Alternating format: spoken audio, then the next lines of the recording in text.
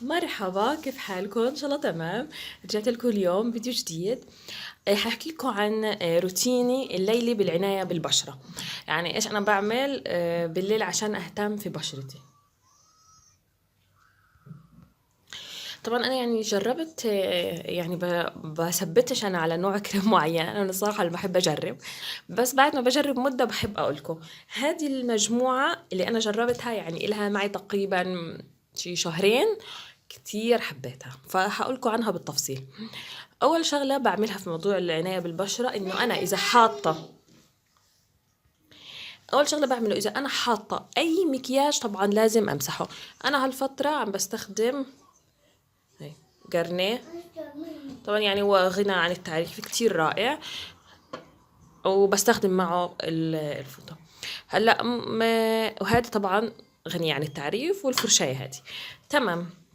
يعني اول شغله بعملها اني انا اذا حاطه اي مكياج لازم امسحه في القطنه، يعني اي قطنه عندك نظيفة تكون، وتمسحيه كتير كتير كتير منيح. ممنوع النام والمكياج إذا في أي آثار مكياج على وشك.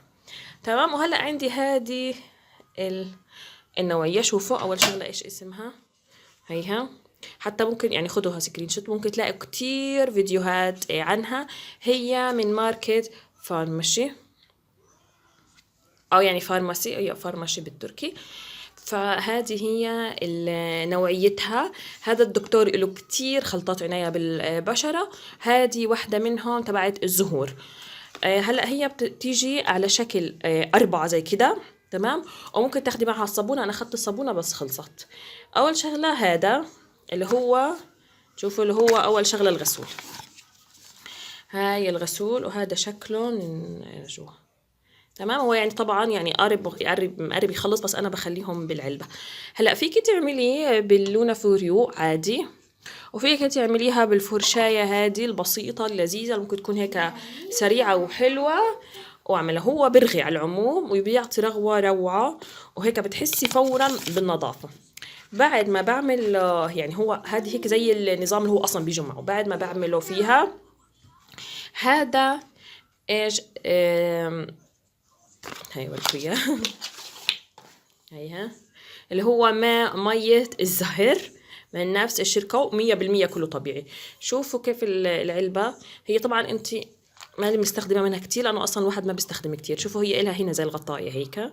فأنا إيش بعمل، بحط شوية هنا كده، مش كتير يعني، وباخد بالقطنة وبمسح وشي.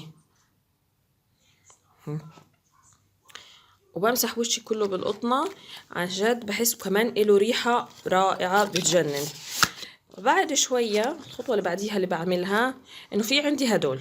تمام، اتنين. هذا زيت للبشرة، أيوه برضو أنا مستخدمة منه منيح. شوفوا بتحطي منه وبتمسحي البشرة بعد هدول الخطوتين. وفي هذا الكريم، هذا كريم كلهم نفس الشكل. هلا انا للامانه ما بستخدمش التنين مع بعض، خلص يعني يا هادي يا هادي. او مثلا اذا انا رحت استخدمت هذا الصبح الكريم مثلا، بحط زيت في الليل، او يعني لو عكست. المهم ما بستخدمهم ورا بعض، بس هو عادي بقول لك استخدميهم ورا بعض، ما في اي مشكله في استخدامهم. بعدين بستخدم هذه البودره في تبييض الاسنان، رائعه كتير كتير كتير منيحه. هذه مش اول علبه، يعني بعد ما بعمل اسناني اصلا بعملهم تبييض في هذه زي بودره. افتح لكم اياها تشوفوها برضو، بس حتملي الدنيا. بودره تاخديها كده تعملي فيها بتبيض. وفي هذا عملت لكم عنه قبل هيك من اوبتيمال، من ماركة اورفلام، تبع العيون، تحت العيون.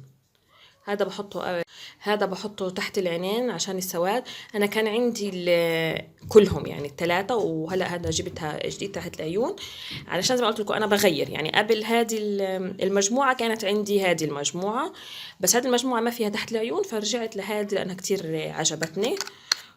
وخلص وهيك بكون يعني أعطيت بشرتي حقها قبل ما أنام. يعني هقولكم مش هكون يعني إنه هيك مش مثلا 7 أيام بالأسبوع، يعني على الأقل 5 أيام بالأسبوع بعمل هذا الإشي. هو كله ما بياخد معك 5 دقايق، المهم تخلي بشرتك نظيفة وحلوة. وهيك ممكن أقولكم مع السلامة.